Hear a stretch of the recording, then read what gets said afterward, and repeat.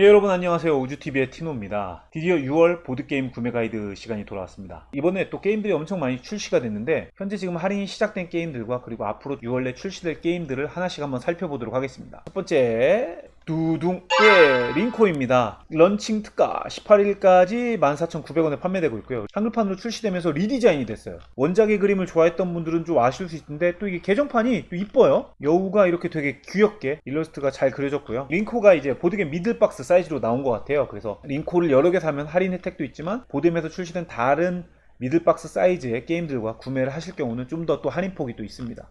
그리고 또 마지막 쯤 보시면 그동안 출시된 모든 미들박스를 풀세트로 구매할 경우는 총 50% 할인으로 구매를 할 수 있습니다. 자, 링코는 어떤 게임이냐? 2인에서 5명까지 즐길 수 있고 사람이 많을수록 재밌습니다. 게임 방식은 13장을 나눠갖고 누군가의 그 13장이 한 명이라도 다 떨어지게 되면, 그러니까 총 카드를 다 내려놓게 되면 게임이 끝나게 됩니다. 끝났을 때 내 앞에 내려놨던 카드가 장당 1점이고요. 못 내려놓았을 수도 있잖아요. 내 손에 남은 패는 마이너스 1점으로 계산을 합니다. 그러면 어떻게 돌아가면서 내려놓느냐? 내려놓는 방식도 심플해요. 기존의 트릭 테이킹 방식처럼 앞사람이 카드를 한 장 냈다고 해서 내가 한 장 내고, 두 장 냈다고 해서 두 장 내고 방식은 아니고요. 자유롭게 내도 됩니다. 내 턴이면 자유롭게 뭐 한 장 혹은 두 장, 세 장, 네 장 내려놓을 수 있는데 여기서 내려놓을 수 있는 조건은 그냥 같은 숫자들만 내려놓을 수 있어요. 그러니까 페어라고 하죠. 카드 한 장 혹은 같은 숫자의 카드를 여러 장 내려놓을 수 있습니다. 그리고 여기서 보이는 X는 조커기 때문에 뭐 같은 숫자를 내려놨을 때 붙여서 내려놓으시면 되고요. 그렇게 돌아가면서 카드를 내려놓는데 이 링코의 핵심은 바로 가로채기입니다. 예를 들어서 여기서 1플레이어가 3을 내려놨어요. 한 장 내려놨죠? 그러면은 두 번째 플레이어가 9를 내려놨습니다. 여기서는 뭐 관계는 없습니다. 왜냐면 숫자가 높긴 하지만 카드 장수가 다르니까 아무 일도 일어나지 않습니다. 그리고 다음 사람도 77 같은 숫자 두 장을 내려놨지만 전 사람의 카드 숫자랑 똑같긴 해요. 하지만 숫자가 낮기 때문에 가로챌 수는 없습니다. 그리고 다음 사람이 유진이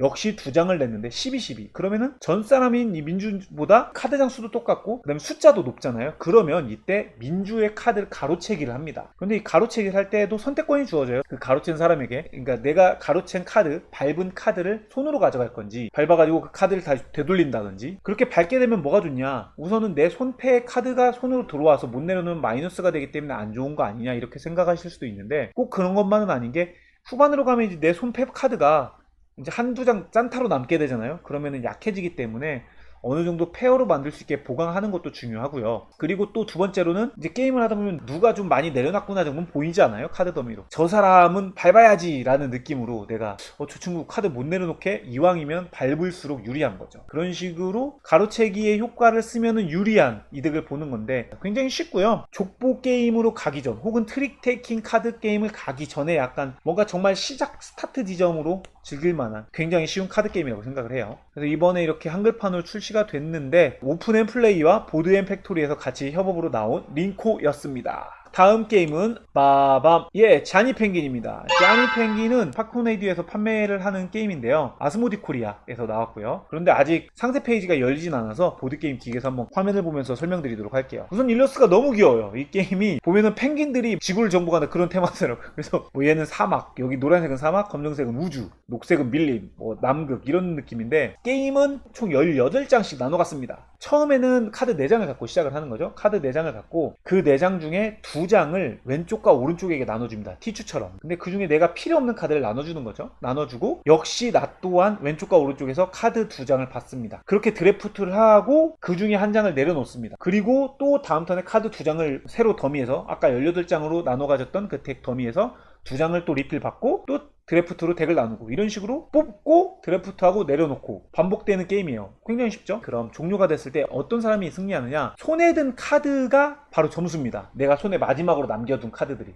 처음에는 4장으로 시작하지만 이게 한 장 쓰고 2장 받고 또 한 장 쓰고 2장 받다니까 처음에는 4장에서 5장, 6장, 7장 이렇게 계속 늘어나겠죠? 그래서 어느 순간이 되면 손에 카드들이 잔뜩 있는데 이 카드도 뭐 저마다 좀 다르게 남아요. 왜냐면 특수 효과들이 있는 카드 때문에 게임이 끝났을 때 이게 점수를 먹는데 예를 들어서 노란색 카드 2장이 있어서 10점을 먹으려면 내가 내려놨던 게임 중에 한 장씩 내려놓는다고 했잖아요. 그 내려놓은 카드의 숫자의 합이 내가 제일 높아야 돼요. 그러면 내가 손에 있는 카드의 그 색상 같은 색의 카드의 합을 먹습니다. 점수로. 약간 그런 점수 방식이 수목원하고 또 비슷하잖아요. 수목원은 내 바닥에 내려놓았던 걸로 점수를 먹고 손패로 승부 대결을 하는 건데 자니 펭귄은 반대입니다. 내가 내려놓았던 카드들로 승부 대결을 하고 손에 있는 카드들이 점수가 되는 겁니다. 수모건보다는 훨씬 쉬운 게임이라고 생각은 해요. 왜냐면 수모건은 뒤통수 치는 카드가 뭐가 있지? 마지막 미스테리한 느낌이지만 이거는 딱 보면은 뭘 내려놨는지가 보이기 때문에 지금 내가 유리하구나, 내가 불리하구나를 알고 있고, 그래서 내가 갖고 있는 카드를 가지고 그 점수를 깨는 거죠. 점수를 먹기 위해서는 결국 앞에 있는 숫자가 가장 많아야 되기 때문에. 그리고 숫자가 낮은 1, 2, 3에는 특수효과들을 넣어줬어요. 1은 다음 턴에 2장,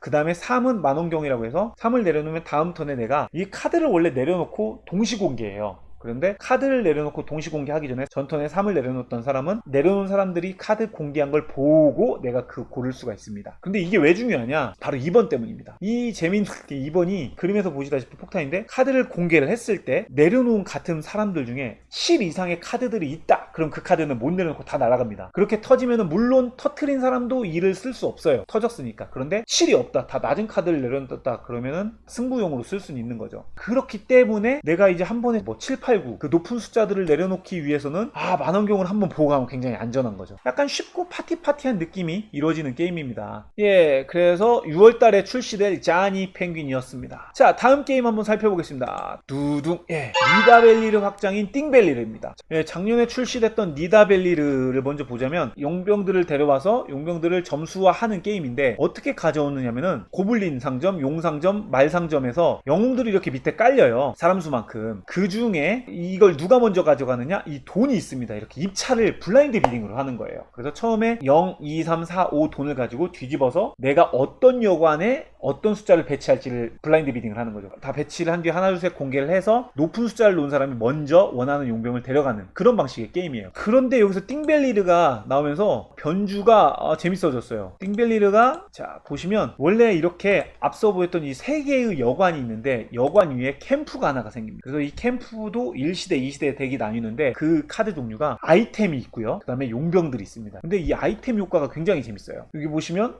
팔찌 이런 거는 돈이 이제 코인이 끝나고 점수거든요. 이렇게 코인이 처음에는 아까 0, 2, 3, 4로 시작하지만 이 0카드를 내려놓으면은 코인을 교체를 할 수가 있어요. 교체를 하게 되면은 이 밑에 세 곳의 여관 외에도 밑에 돈주머니에 그 토큰 2개를 놓는데, 토큰을 공개해서 그 2개의 숫자의 한 만큼 코인을 업그레이드 할 수 있습니다. 그래서 그 업그레이드를 해 나가면서 좀 더 상대편보다 더 높은 코인을 가지고 경매에 좀 더 유리하게 입찰할 수 있는 기회가 주어지는데요. 그랬을 때 이 팔찌 같은 경우는 게임이 끝났을 때 내가 15 이상의 코인을 갖고 있으면 그거당 6점씩을 준다. 뭐 그런 효과예요. 그런데 이 캠프의 그런 카드는 어떻게 가져가느냐? 캠프가 생겼다고 해서 경매를 4번 하는 건 아니고요. 경매는 똑같이 기존의 방식처럼 고블린, 용, 말 순으로 이렇게 3번을 하는데, 공개 페이지 때 가장 높은 코인을 낸 사람, 그러니까 즉 1등 만이 여기에서 용병을 가져가는 대신 이 캠프에서 카드를 가져갈 수 있는 거예요. 1등이 캠프에서 카드를 가져가면은 이제 여기선 못 가져가는 거고요. 혹은 1등이 뭐 캠프에서 깔린 것을 마음에 안 든다고 하면은 캠프에서 안 가져가고 여기서 가져갈 수도 있는 거죠. 그러면 2등이 그럼 다시 1등이 안 가져갔으니까 그럼 내가 캠프에서 가져갈 수 있어? 라고 하실 수 있는데, 그러진 않습니다. 그러니까 무조건 1등만 기회가 있어요. 그리고 나머지 1등이 안 가져갔으면 2, 3, 4등은 여기에 여관에 있는 용병을 가져가야 됩니다. 하지만 그럼에도 불구하고 이 캠프에서 나오는 아이템 중에 또 재미난 아이템이 있어요. 그 정확한 이름은 모르겠는데 여의주 같은 구슬 같은 아이템이었는데, 그 아이템을 갖고 있는 사람은 아까 1등이 만약 캠프에서 가져가지 않았을 경우 그 사람에게 기회가 주어지는 그런 아이템들도 있습니다. 이 아이템들이 굉장히 다양한 요소들을 주어지면서 영웅을 가져와서 세컬렉션 영웅 점수를 먹는 그런 일변도에 약간 변주를 뒀어요. 2가지 성향을 둔 용병들을 고용할 수 있는데, 그렇다고 이게 2가지를 다 쓰는 건 아닙니다. 둘 중에 하나 선택은 하긴 해야 되는데, 그것만으로도 굉장히 전략성이 좀 올라가는 거죠, 나에게. 그러면 또 이 용병이 기존에 깔린 용병보다 더 좋을 거 아니에요. 근데 또 그걸 좀 막기 위해서 내가 여기 있는 용병을 가져오는 즉시 5가지의 셋이 완성되면은 영웅을 데려오는데, 띵벨리르에 있는 여기 캠프에서 데려온 영웅들은 내가 즉시 부착을 하지 않습니다. 이 니다벨리르는 1라운드, 2라운드 이렇게 전반전, 후반전에 걸쳐서 진행이 되는데, 그 라운드가 다 끝났을 때 내가 캠프에서 데려왔던 영웅을 붙일 수가 있어요. 그렇기 때문에 물론 붙이면서 이제 그때 셋 컬렉션이 되면 영웅을 데려올 수도 있지만, 게임 도중에 셋을 맞춰서 영웅을 가져오고 그 효과를 스노우볼로 굴려나가는 것은 안 되는 거죠, 어떻게 보면. 그래서 그런 점으로 약간 밸런스는 좀 맞춘 점이 있습니다. 게임을 즐겨봤을 때 띵벨리르는 확실히 필구 확장의 냄새가 나더라고요. 정말 영웅들의 배치 자유도가 살짝 주어지면서 후반으로 갈수록 긴장감이 뭐 이렇게 힘이 빠지지 않더라고요. 좀 힘들게 간다기보다는 좀 더 풍성해졌는데 팽팽한 느낌으로 게임이 진행되는 것 같습니다. 이상 니다밸리르 확장 띵밸리르였습니다. 자, 그리고 다음 게임 알펴보겠습니다. 다음 게임은 짜잔,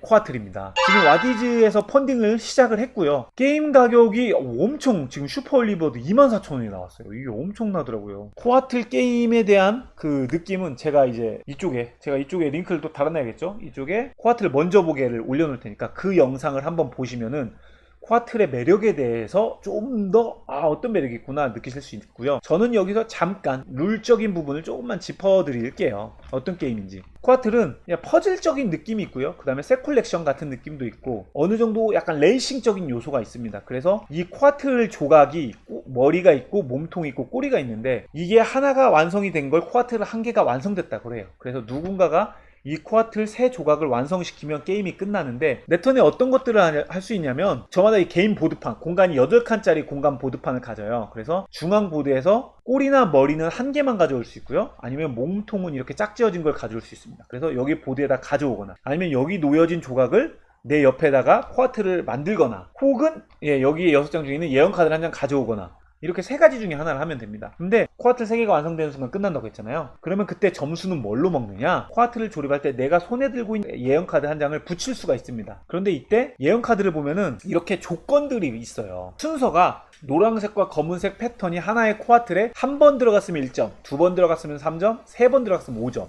이렇게 올라간단 말이죠. 그래서 이왕이면 저 예언 카드를 내가 붙일 때 당연히 노검 혹은 뭐 떨어져도 돼요. 노검 무슨 색 있다가 노검 있어도 되고 그래서 중간에 뭐가 있던지 관계는 없습니다. 그리고 혹은 머리가 노랑으로 시작하고 몸통이 검정으로 시작해도 그것도 한 패턴으로 보고요. 노란색 몸통으로 시작해서 검정색 꼬리로 시작해도 이것도 패턴으로 봅니다. 그래서 머리와 꼬리도 색상이 있는데 이거를 3번을 만들기 위해서 이왕이면 어쩔 수 없이 길게 만들게 돼요. 왜냐면 3가지밖에 코아틀을 완성 못하니까 그 하나의 코아틀에 최대한 많은 예언 카드를 붙여서 점수를 먹으려고 한단 말이죠. 그렇기 때문에 머리 쓰는 게 엄청나요. 그래서 이걸 쓰면서 여기다가 이걸 놓으면서 이렇게 하면 점수를 더 먹지 않을까 하고 엄청 생각을 하게 됩니다. 그렇게 길게 만들고 생각을 하던 도중에 길이 제한 없거든요. 코아틀이 길이 제한이 없어도 내가 길게 만들어도 되는데 누가 그걸 안 놔둔다는 거예요. 왜냐면 이게 네가 그렇게 길게 만들어? 그럼 나는 효율적으로 그냥 빨리 만들고 끝내버리는 거죠. 당연한 얘기지만 코아틀이 완성이 안 되면 점수를 못 먹습니다. 그 약간 비대칭적으로 끝난다는 것도 굉장히 재미있었고 시각적으로도 이쁘고 이게 플라스틱으로 가져오는 조립하는 맛이 있어 또 손맛도 좋고 그렇다고 또 게임성이 나쁘냐? 또 그건 아니에요. 1인풀에서 4인풀까지 지원을 하다 보니까 중앙에 있는 이 공급처를 2명이건 4명이건 똑같이 쓴단 말이죠. 이 중앙의 공급처가 블럭을 가져갔다고 바로 리필이 되는 게 아니에요. 중앙에 머리나 꼬리가 다 떨어졌거나 가상의 몸통이 다 떨어졌을 경우에 모든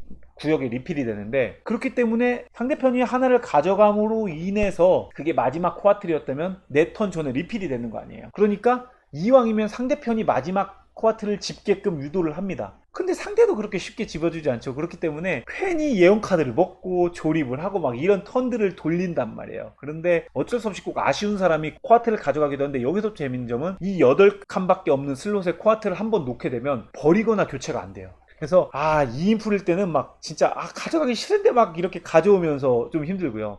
4인풀일 때는 내가 한 번 놓고 한 바퀴 돌고 나면 없어요. 그래서 또 이게 내가 가져가려고 했던 게 막 사라져버리고 그래서 1, 2, 3, 4인풀이 약간 다른 느낌으로 계속 양상이 흘러가는 점이 재밌어요. 그래서 저 개인적으로는 아줄과 스플렌더 약간 그 정도의 포지션 게임이라고 생각을 하는데 퍼즐 요소 좋아하시는 분들 진짜 재밌게 하실 것 같아요. 그리고 와디즈 이 페이지에서 보시면 코아틀 작가 코아틀 만드신 분들의 그 작업일지라든지 그리고 또 이렇게 개발일지도 보실 수가 있어요. 그래서 한번 쭉 보시면 좀 재미나게 볼 수 있을 것 같아요. 이상 눈맛도 좋고 손맛도 좋고 머리 쓰는 맛도 있는 코아틀이었습니다. 다음 게임으로 넘어가 보도록 하겠습니다. 다음 게임은 빠밤 바로 제왕의 불꽃입니다. 이미 출시가 됐고요. 10일 동안은 할인 40% 할인돼서 15,000원에 판매가 되고 있습니다. 이거 역시 작년에 출시됐던 제왕의 깃발의 확장판입니다. 그런데 이게 본판이 있어야 되는 건 아니에요. 스탠드 언론 확장입니다. 그래서 내가 제왕의 깃발을 안 해봤다? 그러면 불꽃만 있으셔도 돼요. 이것만으로도 충분히 게임이 진행되지만 제왕의 깃발과 제왕의 불꽃에 들어간 덱들이 다릅니다. 그래서 두 개가 또 다 있는 경우는 카드 덱을 잘 섞어가지고 쓰시면 랜덤 요소가 생기기 때문에 좀 더 리플레이성이 굉장히 살아나는 효과를 보실 수 있는데요. 이번에 보드라이브에서 또 제왕의 불꽃을 플레이 스루를 또 했더라고요. 또 루시님이 나오신다고 해서 저도 영상 준비하기 전에 한번 봤는데 조금 개인적으로는 확실하게 좀 상호작용이 활발해진 듯한 느낌도 들고요. 제왕의 깃발이 좀 더 뭔가 좀 베이직한 느낌, 옆 사람 죽이고 뭐 멀리 죽이고 뭐 이동하고 약간 베이직한 느낌들의 좀 쉬운 기능들의 카드들이 있었다면 제왕의 불꽃은 뭔가 조금 더 난이도가 조금 더 살짝 들어간 느낌? 효과들이 재미나진 만큼 조금 이해력이 좀 더 있어야 되는 그런 건 느낌인 것 같더라고요. 방법은 똑같습니다. 제왕의 깃발에 했던 것처럼 내 턴에 내가 갖고 있는 카드 중에 한 장을 묻고 그리고 돌아가면서 그 선이 내려놓은 카드 기준으로 왼쪽이나 오른쪽으로 붙여나가는. 그런데 카드를 돌아가면서 오픈할 때는 맨 왼쪽에서부터 오른쪽으로 한 장씩 오픈을 해나가고, 오픈을 해도 되고 안 해도 되는데 오픈을 안 하면 그 위에 승점 토큰 하나를 세이브를 하는 거고요. 그래서 다음번 오픈할 때 이걸 가져가는 거고, 바로 오픈을 하게 되면 그 기능, 내가 내려놨던 카드 기능이 발동이 되는 겁니다. 근데 이게 카드 기능들이 막 서로 물리고 하는 느낌들이라 확실히 불꽃이 좀 더 뭔가 좀 약간 빵빵 터지는 파티스러운 재미가 있었던 것 같아요. 아, 이거 재밌더라고요. 매수. 그래서 매수가 원래 카드를 놓다 보면 내 거 카드는 한번 죽어버리거나 혹은 이게 서로 똑같은 대칭 카드로 나눠서 시작하는 게 아니거든요. 물론 시작 스타트 덱은 똑같습니다. 본판하고 확장을 섞어서 할 경우는 이제 카드 덱이 뭐 10장 10종류가 섞여서 20종류가 되잖아요. 처음에 우리가 어떤 게임으로 스타트를 할 건지는 정해놓고 그걸 똑같이 공평하게 나눠갖고 그 중에 3장을 뺍니다. 이 3장을 뺐기 때문에 비대칭이 되는 거죠. 그러니까 나에게 없는 카드는 상대편에게 있을 수도 있고 또 상대편이 없는 게 나한테 있을 수도 있어서 그런데 저 친구가 저 카드를 썼는데 예를 들어서 왕비 카드를 썼어요. 그럼 너무 좋은데 나는 왕비가 없었어. 그러면 나는 매수 카드가 있을 경우는 매수를 써서 왕비를 매수하는 거죠. 그러면은 왕비는 이제 이 색깔은 왕비지만 매수를 한 색깔이 빨간색 플레이였기 때문에 앞으로는 다음부터는 이게 빨간색, 이 왕비 효과를 적용하는 거죠. 제왕의 깃발 좋아하셨던 분들이라면 섞어서 즐기면 좋지 않을까라는 생각이 듭니다. 2020년 프랑스 올해의 게임상 본상을 받았던 제왕의 깃발의 스탠드얼론 확장 제왕의 불꽃이었습니다.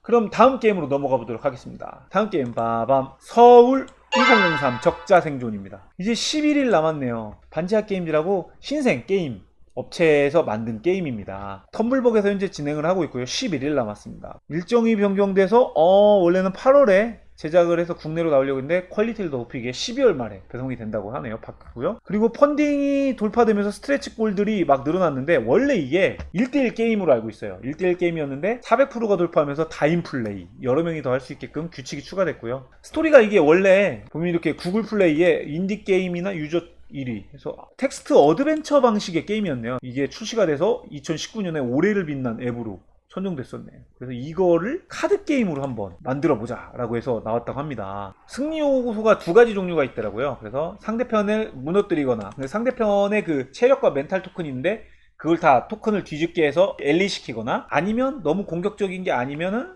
식량을 모아가지고 식량을 비축해서 승리하거나, 그래서 2가지의 수비적이냐 공격적이냐 그렇게 승리 조건을 놔뒀고요. 그래서 카드를 내가 내려놓으면서 이런 효과들을 발동해서 상대편을 공격하거나, 아니면 내가 방어 카드를 내려놓거나, 아니면 콤보로 이미 내려놨던 카드를 가지고 콤보를 활용하고 그런 느낌의 게임인데, 하스스톤류나 뭐 TCG 게임들을 하셨던 분들이라면 또 뭐지 하고 볼만한 게임인 것 같아요. 그래서 이제 보면은 이 요소들이 체력이 있고 멘탈이 있고요. 그래서 공격받으면 이렇게 뒤집어지고, 식량은 카드를 뽑고 카드를 내는데, 그러니까 비용으로 쓰이네요. 그래서 예비 식량에서 3개를 가져오고 이걸 카드를 쓰게 되면은 옆으로 쓰고, 만약 근데 보관해 그냥 안 쓰게 되면은 카드가 이제 식량이 많이 보관이 되겠죠. AP 시스템 같은 느낌도 있는 거죠. 이걸 안 쓸 수도 있는 거고. 그리고 카드는 이렇게 보면은 뭐 식량이 필요 없는 것도 있고 능력 있고 키워드마다 있고, 그리고 조금 잘 만들었다라고 생각된 게, 처음 저도 보고 와 좀 괜찮네 라고 봤던 것도 이런 덱 종류를 잘 만들었더라고요. 세력들, 그 다음에 식물들, 야수, 인물해서 어느 정도의 그 덱의 특성을 좀 만들어 놨어요. 야수덱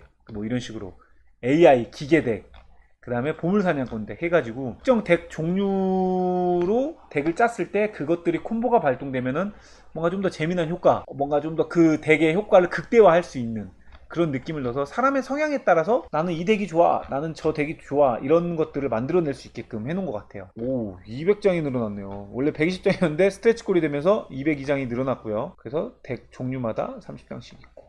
예, 이상 서울 2003 적자 생존 게임이었습니다. 자, 그럼 다음 게임으로 넘어가 보겠습니다. 다음 게임 두둥. 다음 게임은 라인데요. 이게 보드피아에서 전속으로 이렇게 책박스로 낸 거기 때문에 이미지를 여기서밖에 볼 수가 없습니다. 그래서 자, 이걸 통해서 설명드릴게요. 자, 라 책박스 굉장히 색감이 기존의 라랑 보면은 이게 이제 구판 라가 이런 약간 이런 갈색 바탕의 라였다면 보드피아에서 출시되는 라는 뭔가 좀 더 색감이 화려해지고 좀 더 신비로워진 그런 느낌이 있습니다. 그리고 이 토큰들은 나무 토큰 여전하고요. 그리고 이게 퀄리티가 원래는 이게 좀 되게 심플하게 그려졌거든요. 카드가 이렇게 심볼릭하게 그려졌는데 타일들의 그래픽도 더 섬세해졌습니다. 그리고 게임보드가 원래 없었거든요. 라는 게임보드가 없어요, 원래는. 그래서 근데 게임보드에다가 타일을 놓을 수 있게끔 이렇게 또 세팅을 해줬네요. 그리고 이제 라트랙도 몇 인에 따라서 커버할 수 있게끔 커버 마커까지 생기고요. 그리고 이게 진짜 대박이더라고요. 이 점수칩이 원래 이렇게 있는데 메탈로. 탐나죠, 메탈. 어떤 게임이냐? 경매 게임입니다. 우선은 경매 게임인데 이게 되게 독특한 크니지아 박사님의 되게 대표적인 그 모던 아트가 되게 대중적으로 인정받는 경매 게임이라면은 제가 제일 좋아하는 경매 게임은 라입니다. 저의 베스트 경매 게임은. 왜냐? 이거는 경매긴 경매인데 경매와 도박의 느낌이 살짝 버무러진 느낌의 경매 게임이에요. 그래서 쫄리면 뒤지시든가 같은 느낌인데 처음에 3개씩 나눠 갖고 시작을 해요. 그래서 내가 경매에 입찰을 해서 가져갈 수 있는 숫자는 라운드당 3번밖에 안 됩니다. 그리고 숫자도 이렇게 밸런스에 맞게끔 13, 가장 높은 숫자 13을 가져간 사람은 가장 낮은 수인 2를 가져가고요. 경매가 어떻게 반영되냐면 100에서 경매할 타일들을 랜덤으로 꺼내요. 이 밑쪽이 경매하는 타일들을 깔아놓는 공간입니다. 뭐 건물이 있고 파라오가 있고 강이 있고 요소들이 되게 다양해요. 그래서 어떤 타일이 나올지는 모르는데 무조건 좋은 타일만 있는 건 아니에요. 간혹 안 좋은 저주 타일도 있긴 해요. 근데 어쨌건 뭐가 나오든지 간에 놓고 돌아가면서 이제 봅니다. 경매할 사람 있는지. 없다. 그러면은 다음 사람이 이걸 또 뽑습니다. 뽑고 경매 의사를 물어보고 뽑고 경매 의사를 물어보는데 중요한 거는 경매가 진행됐을 경우 아까 말씀드렸듯이 높은 타일을 낸 사람이 이 타일을 다 가져가기 때문에 내가 높은 숫자를 갖고 있는 사람은 이게 꽉 찬 게 좋겠죠. 왜냐면은 무조건 내가 이기니까 경매를 했을 때. 그런데 반대로 낮은 타일을 갖고 있는 사람은 내가 어차피 이게 후반 가면 승산이 안 나겠죠? 그러니까 자꾸 이 사람이 경매를 외칩니다. 그렇게 외치면 경매가 되는 거거든요. 그래서 한 장을 타일 뽑고 낮은 숫자를 갖고 있는 사람은 라를 외쳐요. 라 외치면 이거는 한 바퀴만 돌기 때문에 패스를 하거나 내가 토큰을 내거나 정해야만 합니다. 내가 지금 3번밖에 참여를 못 하는데 카드가 지금 한 장 깔렸는데 저거 먹으려고 내가 이 숫자를 쓴다고? 안 되지 하고 패스를 하고 다음 사람도 애매한데 하고 패스를 하면은 라를 외쳤던 사람은 무조건 가져가야 돼요.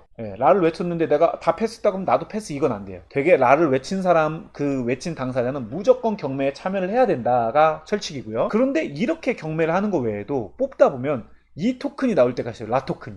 그래서 이 라 토큰이 정말 이 게임의 백미인데 참여한 플레이어가 모두 다 라를 외치지 않더라도 갑자기 이 라 토큰이 나오면 이거는 밑에다가 깔지 않고 위에다가 배치를 하고 뽑은 사람 이후로 한 바퀴 돌면서 경매 기회가 주어져요. 그런데 이 라 토큰이 나와서 나온 경매는 모든 사람이 패스할 수 있습니다. 라를 외쳐서 경매가 된 거기 아니기 때문에 뽑은 사람 또한 다른 사람이 다 패스를 했더라도 나도 패스 이렇게 할 수 있는 거죠. 그런데 재밌는 게 이 라 토큰이 나오다 보면 이렇게 쭉 깔리잖아요. 그래서 인원수에 따라서 이 토큰이 얼마나 깔리냐에 따라서 라운드가 종결이 돼요. 그러니까 내가 3번의 경매 기회가 있다고 했지만 정말 운이 안 좋으면 이 3개 토큰을 못 쓰고 경매가 끝나는 경우도 있다는 거죠. 여기에 그러면 토큰이 하나가 무조건 올라가 있단 말이죠. 전 경매 때 이긴 사람 토큰이.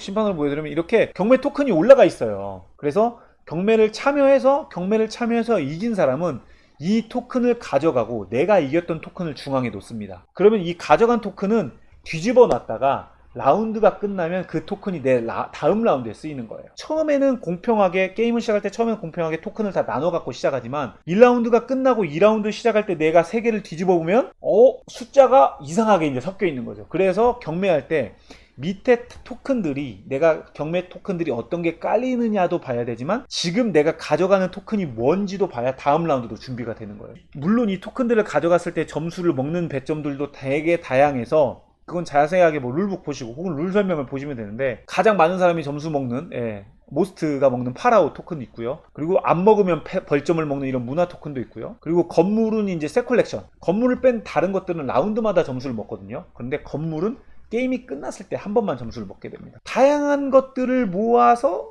내가 지금 짠타로, 라운드마다 짠타로 점수를 가져갈 건지, 아니면 크게 한 방을 모아서 후반에 한 방을 먹을 건지, 이런 뭔가 되게 전략이 있는 경매 게임이에요. 정말 잘 만든 게임이에요, 이 게임. 예, 이상 라였습니다. 자, 다음 게임 보도록 하겠습니다. 다음 게임 두둥. 다음 게임은 바로 킹스부르크입니다. 킹스부르크 고전 게임이죠. 이것도 옛날에 근데 나와서 다시 세컨드 에디션이 나온 기념으로 이제 한글판도 나오게 됐습니다. 총 18일 남았고요. 소비자 가격 48,300원입니다. 킹스부르크 재밌죠? 이 게임 좀 주사위로 하는 게임인데 심플하면서 빌딩 해나가는 맛이 있는 게임이에요. 내 턴에 주사위를 던져가지고 주사위의 이 숫자의 합으로 액션을 수행을 합니다. 보면은 보드판에 1부터 18까지 적혀있죠. 그래서 주사위를 던져서 그 주사위를 합쳐서 쓸 수도 있고요, 아니면 찢어서 쓸 수도 있습니다. 그렇게 봄, 여름, 가을, 겨울이 있는데 그 각 계절마다, 겨울 뺀 계절마다 자원을 얻고, 마지막 겨울이 됐을 때는 침략자가 들어오는데, 이 침략자가 들어왔을 때는 이 경비 칼, 표시만큼 내가 방어력이 돼 있어야 돼요. 그렇지 않으면 겨울이 되면 이렇게 주사위 한 개를 굴려서 증가할 수 있는 능력은 줘요. 주사위 던져서 모두 올라가고, 카드를 오픈했을 때 이제 군사력이 옆에 왼쪽 위에 떠있습니다. 그래서 이 숫자만큼의 방어력이 안 돼 있으면 이 페널티를 받고요. 그만큼 뭔가 이거보다 높을 경우, 승리했을 경우는 추가 보상을 받고, 숫자랑 똑같으면은 그냥 무승부, 아무 효과도 없습니다. 페널티도 없고요. 그리고 이제 건설, 아까 말한 그 주사위로 일꾼을 놓은 뒤에 건설도 할 수 있는데, 이 건설 기능들의 효과가 재밌어요. 이제 B, C, D, E, F 있는데 여기 순서대로 가야 됩니다. 1단계를 지어야 2단계를 지을 수 있고, 2단계를 지어야 3단계를 짓는, 그렇게 엔진이 올라가는 방식이고요. 그리고 이 킹스부르크 2판에서 또 좋은 게 리플레이성을 해서 확장 모듈이 포함되어 있어요. 추가 건물들이 원래 하나만 이렇게 모두 다 똑같았는데 추가 건물들이 생기고, 또 대체 모듈도 생기고, 총독 카드라는 생기고, 운명 카드도 생기고, 병사 토큰, 그래서 새로운 인물 보상도 이제 원래는 보드판에 이렇게 정해져 있잖아요. 그런데 랜덤으로 해가지고 저 인물 보상 가려워서 리플레이성을 좀 강화한 모듈들이 추가가 됐습니다. 그리고 시나리오 시트. 그래서 5라운드 동안 게임이 진행되고요. 게임이 끝났을 때 점수 많은 사람이 이기는 게임입니다. 예, 이상 킹스부르크였습니다. 자, 다음 게임 넘어가도록 하겠습니다. 다음 게임 다음 게임은 스키티아의 침략자입니다. 스키티아 침략자도 원래는 선주문 끝났죠. 그래서 아마 이제 받으실 분들은 다 받으신 걸로 알고 있는데, 이제 이게 리테일판으로 또 풀린다고 해서 필립스 작가가 만든 부캐 침략자랑 똑같은 약간 비슷한 느낌의 게임이에요. 그런데 부캐 침략자가 두 가지 확장이 나왔잖아요. 그래서 확장을 약간 뭔가 조금 좋은 느낌은 그대로 살리고 간결하게 만든 게임이에요. 게임 방식은 일꾼 놓기 베이스의 게임입니다. 놓고 빼는 방식이에요. 총 2번 액션 하는 거죠. 내 턴에 놓으면서 액션, 또 일꾼을 빼면서 액션해서 내 손에는 항상 일꾼 하나가 남아있는 거죠. 근데 일꾼이 색깔이 좀 다릅니다. 이렇게 회색, 빨간색, 파란색이 있는데 그 색깔이 아니면 못 들어가는 지역도 있고요. 그렇게 해서 자원을 갖춰가고요. 이 액션 중에 액션 중에 자원을 갖는 것 뿐만 아니라 이렇게 용병들을, 내 군사를 내려놓을 수가 있고요. 병사들을 내려놓게 되면은 물론 돈도 필요하고요. 병사들 내려놓게 되면 왼쪽 위에 전투력이 있습니다. 그래서 전투력의 합산이 어느 정도 도달하면은 이게 약탈 행동을 할 수가 있어요. 그래서 필요한 무력 주사위를 더해서 결과값만큼 승점을 받는데, 이 숫자가 이제 낮을 수도 있잖아요. 숫자가 만약 낮으면 피해를 받고요. 그래서 이 피 토큰을 받으면 병사 이렇게 상처를 입게 되고요. 그래서 상처를 받은 만큼 그 군사의 힘이 깎입니다. 그래서 상처를 관리를 해야 되고, 상처가 쌓이면 또 여기 액션 칸에 보면은 회복하는 칸이 있어요. 그 자원을 하나 내면은 체력을 2개 회복해 줄 수 있습니다. 영웅 카드가 있어서 어떤 효과마다 뭔가 액션이 더 주어지고요. 또 병사들의 능력을 좀 더 더해주는, 동물들을 위로 올리거나 밑으로 붙여가지고 좀 더 강화시킬 수도 있고요. 조금 내 부족을 5개까지가 맥스인데 자원도 갖추고 강한 부족들을 만들어서, 이것도 약간 부캐랑 비슷한데 위치만 좀 바뀌었습니다. 부캐는 밑에서 위로 올라가는데 스키티아는 위에서 밑으로 내려오더라고요. 그래서 밑에 지역, 가까운 지역이면 좀 약한, 그리고 끝쪽일수록 굉장히 많은 전투력이 필요한 지역인 거죠. 약탈을 하려면. 약탈을 하게 되면 이 자원을 가져가고 이 토큰을 이렇게 뒤집거든요. 이 뒤집었을 때 누구나 여기 점수 먹는 지역, 마을에서 점수 먹는 지역, 여기구나. 마을에서 점수 먹는 지역으로 가서 그 해당 자원을 내고 점수를 얻을 수 있는 겁니다. 그래서 약탈을 하게 될수록 점수를 먹는 지역이 늘어나는 거고요. 뭐 굉장히 편하게 부캐 좋아하셨던 분들 개인적으로는 뭐 부캐 기본판보다는 나은 것 같아요. 부캐 기본만 하기에는 조금 심심한 느낌이 있는데 부캐 기본판보다는 확실히 그냥 하나만 즐기실 경우는 예, 이 스키티아가 더 낫고요. 그런데 풀악장 대비했을 때는 이제 여기서 조금 나뉘는 것 같아요. 그 뭔가 취향이 좀 나는 하나의 게임으로 간결하게 하고 싶다면 스키티아가 더 낫고 나는 뭔가 다양한 요소로 좀 더 즐기고 싶다, 좀 더 뭔가 요소거리가 많은 게 좋다면은 부캐 풀악장이 좀 더 괜찮은 것 같습니다. 예, 이상 스키티아의 침략자였습니다. 자, 다음 게임 넘어가 보도록 하겠습니다. 다음 게임 두둥 붉은 대성당입니다. 역시 아스모디 코리아에서 아까 킹스부르크랑 같이 아스모디 코리아에서 출시됐고 합의 게임몰에서 현재 판매를 하고 있습니다. 붉은 대성당은 킹스부르크보다는 좀 다르게 좀 더 길게, 왜냐면 7월 말 배송이라 좀 더 기간 여유가 있네요. 판매 가격은 29,400원. 이거 론델 베이스의 게임이고요. 쉽게 주사위를 돌려서 자원을 먹고 그 자원을 가지고 이제 붉은 대성당이라고 하는 이 성당을 건설하는 게임입니다. 그래서 성당을 건설하기 위해서는 자원들이 필요하고요. 그리고 자원을 얻으려면 아까 이 론델 이 지역에서 자원을 얻는데 이게 재밌는 게 이제 이 숫자 주사위 눈금 숫자만큼 이동을 해요. 뭐 2개를 갈 거면 2칸, 3개를 돌리면 3칸을 가는데 도착 지역에 보면 이렇게 자원들이 있어요. 그 자원들을 받는데 자원들을 또 놓여진 주사위 개수만큼 받아요. 그러니까 내가 주사위를 옮겼는데 그 지역에 주사위가 도착 지점에 나밖에 없다. 그러면 내 주사위 눈금이 아닙니다. 주사위 개수입니다. 주사위 개수만큼 받는데 어떤 거는 막 하나 받는 게 있고요. 어떤 건 2개짜리가 있어서 그걸 잘 보셔야 돼요. 뭐 이런 거는 지금 2개 그려있잖아요. 벽돌은. 그래서 주사위가 하나가 도착하면 2개 받고 여기 이미 기존에 주사위가 하나가 있었어요. 그런데 내가 도착하면서 주사위가 2개가 됐다. 그럼 총 4개를 받는 겁니다. 그렇게 해서 자원들을 받고 그리고 이렇게 자원 여기 있죠. 자원을 받은 뒤에 그 각 지역 사분면마다 이렇게 카드가 있어요. 영향력 카드. 그래서 이 영향력 카드를 또 사용하고요. 개인 보드판이 있는데 개인 보드판에 어떤 미션을 수행해서 해당 이 미션들을 가져오면 뒤집을 수 있거든요. 내가 대성당 건설 구역을 차지하면은 원하는 지역에 있는 이미 깃발을 1층부터 올라가는데 1층 지역에 1층 혹은 지어진 곳의 위층 이 토큰을 하나 가져오는데 뒤집어 보면 그 효과가 있는데 그 색깔 주사위를 돈을 내고 내 이 작업장 옆에 개인보드 우측에다 붙일 수 있습니다. 뭐 돈이 없으면 안 되겠죠. 그래서 이걸 붙였을 경우 액션을 수행하면은 이렇게 주사위 액션을 수행했을 때 해당 색상 주사위를 내가 옮겼잖아요. 해당 색깔 주사위 색상을 옮겼으면 아까 뒤집어서 내가 돈을 내고 부착했던 것의 보너스를 또 먹을 수 있습니다. 재밌는 요소는 이게 결국 게임 끝났을 때 점수가 많이 먹어야 되는데 점수를 많이 먹는 지점이 성당 건설에 대성당의 영향력으로 체크가 돼요. 그래서 이게 재밌더라고요. 보면은 깃발을 놓고 자원을 놓으면서 건물을 완성을 하는 겁니다. 처음에 깃발을 놓는 거는 찜을 하는 거예요. 그래서 깃발을 놓으면서 내가 여기 짓겠다 찜을 하면서 작업장 타일을 가져오는 게 있고요. 그리고 내가 깃발이 있으면 깃발의 위에 이렇게 필요한 자원들이 있습니다. 그래서 이 자원을 내면은 이렇게 뒤집어서 완공을 하는 거예요. 완성 지으면 돈 받고 공로 점수를 받습니다. 이 공로 점수는 이제 점수 트랙에서 가는 건데 점수와는 또 다른 느낌이에요. 이건 공로가 보면은 공로 트랙이 이런 식으로 돼 있어요. 그래서 공로 트랙으로는 하나, 둘, 셋, 넷 가는데 점수는 이 밑에가 점수입니다. 자원을 내고 뒤집으면 이게 완성된 걸로 쳐지는 겁니다. 그래서 게임이 끝났을 때 이렇게 지금 뒤집어진 면이 있고 아직 완공이 안 된 면이 있잖아요. 그래서 이렇게 뒤집어졌을 때 그 성카드를 완성한 사람은 깃발을 그대로 놔둬서 게임이 끝났을 때 그 각 구역을 이렇게 층마다 이 라인마다 점수 계산을 합니다. 점수 계산 방식이 이제 완성된 구역 한 권당 2점. 이게 완성을 그냥 자원을 넣고 뒤집어서 완성만 할 뿐만 아니라 3가지의 장식이 있어요. 이렇게 문, 창문, 그 다음에 꼭대기에 지는 십자가라는 장식이 있는데 그 장식이 있으면 또 1점입니다. 위에는 완성이 안 됐으니까 지금 하나, 둘, 셋, 6에 문 장식이 하나 있으니까 7점짜리인 거죠. 그럼 여기 이 층, 이 건물은 그러니까 이 7점이 배점돼서 이 영향력을 나눠 갖는 거예요. 가장 기여도가 높은, 기여도는 어떻게 체크하느냐? 이 깃발, 내가 내려놓은 이 깃발 플러스 이 문, 그러니까 장식도 깃발처럼 포함이 돼요. 장식마다 이렇게 색깔이 다르거든요. 그래서 누군가가 깃발을 놔서 선점을 했어도 장식으로 들어가서 꼽사리를 낄 수 있는 거죠. 내 색깔이. 그래서 장식까지 보면 초록색이 3개가 있기 때문에 기여도가 가장 높은 사람은 그 아까 탑의 최종 가치만큼의 점수를 그대로 먹고요. 2등은 그 반절, 또 3등은 그 반절, 이런 식으로 참여한 사람들은 계속 반의 반씩 점수를 먹어갑니다. 룰 자체도 쉬운데 결국은 이 론델이 주는 게 항상 그 특이점이 있잖아요. 고민. 몇 칸을 가야 되는 건가? 어디를 가야 되는 건가?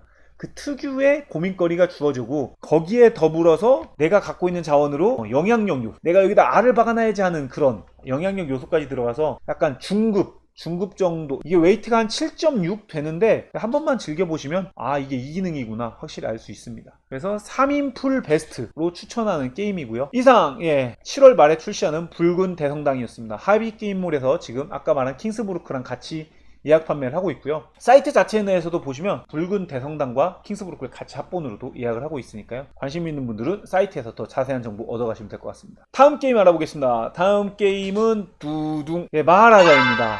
마하라자도 아까 스키티아 침략자와 마찬가지로 코보게에서 6월 말 정도에 네이버 스토어에서 판매를 한다고 나온 게임이고, 근데 일반판, 리테일판이 이제 풀린다고 합니다. 마하라자는 옛날 고전 게임, 2004년 이 고전 게임을 리테마 해서 나온 게임입니다. 일러스트가 굉장히 미려해졌고, 이게 그래픽 업그레이드 되고 그냥 뭐 그림들이 바뀌었다가 아니라 게임이 조금 바뀌었습니다. 기존 판의 마하라자가 약간 매운맛? 이었다면 이 심판 마하라자는 약간 뭐 순한 맛까지는 아니고요. 그래도 약간 중간 맛 정도까지 내려왔어요. 처음 하시는 분들은 오히려 약간 그러니까 일반 유저층들이 좀 더 많이 할 수 있게끔 난이도를 낮춘 건 아닌가라는 생각이 듭니다. 마하라자는 인도의 그 힌두교에서 보면은 그 신들이 있죠. 신들을 모시는, 저희들은 약간 뭐랄까 뭐 신관들이 되는 겁니다. 그래서 각 신관들이 내 신이 최고다라고 그런 식으로 각 지역마다 건물을 지어야 돼요. 그 신들을 모시기 위한 체크를 하는 뭐랄까 감독관님 같은 분이 이렇게 돌아다니면서 체크를 하는데, 돌아다녔을 때 딱 도착했을 때 아 그 지역에 네가 뭔가 어떤 신전이 더 많이 지어졌구나 그러면 그 신전을 많이 지은 사람한테 점수를 주는 그런 방식의 게임입니다. 그리고 원래 본판 기본판에서는 이게 1에서 7까지?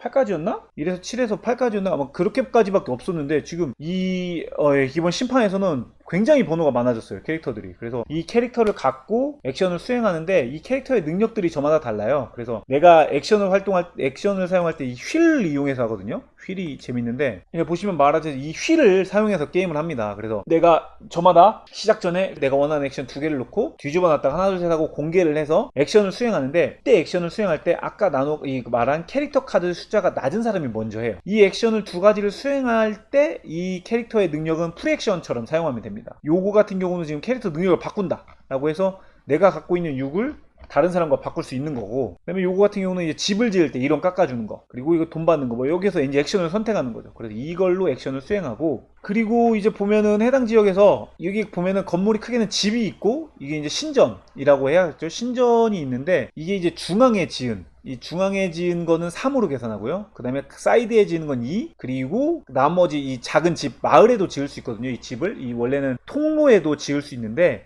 주변 가상자리에도 지을 수 있어요. 그래서 이건 1로 계산하고, 그다음에 내가 이동하는 일꾼, 신관이니까 신관이 그 지역에 있으면 1로 칩니다. 그 숫자를 다 계산해서 순서별로 이렇게 돈을 받아요. 1, 2, 3, 4 순서대로. 그 숫자가 많은 사람이 돈을 이렇게 받습니다. 순서대로. 이 돈을 가지고 이제 체크를 계속 해요. 그런데 어떻게 신전이 점수를 계산하냐면, 이 꼭대기 있는 층으로 먼저 라운드 시작할 때 이게 원래 밑에서부터 이렇게 채워놓거든요. 채워놓고 라운드 시작할 때 이 밑에 끝에 있는 걸 위로 올려요. 맨 위로. 그러면 지금 이게 뭐 이 다음 라운드로 한다면은 이 주황색을 위로 올리겠죠. 그러면은 주황색 지역, 여기서 보면은 주황색 지역에서 다음엔 이 지역에서 여기서 이제 검사를 한다는 거죠. 그래서 순서성으로 딱 봤을 때 아 다음에 어느 지역에서 돈 계산을 하겠구나, 점수 체크를 하겠구나를 보는데, 이게 또 재밌는 게 원판에서 보면은 이 순서대로 무조건 올라가는 게 아니고, 누군가가 이 원판에 이거 마이너스 3을 고르면은 내가 원하는 것을 3칸을 내려요. 그러니까 뭐 지금 원래는 주황색이어야 되는데 누군가가 이 3칸 내리는 걸 써서 녹색을 3칸으로 내렸다. 그러면 다음 라운드엔 녹색이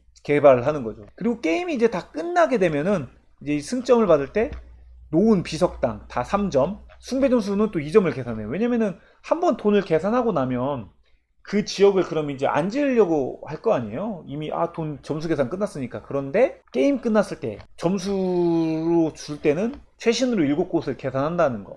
결국은 이거 알박기, 영향력이다 보니까 적재적소에 내 알을 어떻게 잘 박느냐, 알박기 요소도 중요하고 인터랙션 요소가 있어서 역시 이것도 3인, 4인 꽉 채워서 하면은 진짜 재밌는 게임이죠. 이것도 원래 이게 9판은 5인까지 되는 걸로 알고 있는데, 제가 9판이 5인까지 됐네요. 바뀌었구나. 인원수가 왜 줄었지? 조금 가볍게 시국이 그래서 줄었나? 확실히 영향력 요소도 있고 그래서 많아야 재밌는 게임인데 3, 4인 기준으로 좀 맞춘 것 같습니다. 예, 여러분, 이상 마하라자까지 총 11개의 게임을 살펴보았습니다. 6월 달에 출시된 11개의 게임들, 출시된 것도 있고 앞으로 출시 예정인 것들도 있기 때문에 출시될 때마다 또 더 상세한 정보들은 또 제가 우주TV 내에서 별도로 기회가 된다면 우주TV 내에서 영상을 또 소개해 보도록 하겠습니다. 그럼 여러분 또 다음에 더 재밌는 영상을 들고 찾아오도록 하겠습니다. 6월 한 달간도 재미난 보드라이프 즐기시길 바라겠습니다. 여러분 안녕히 계십시오.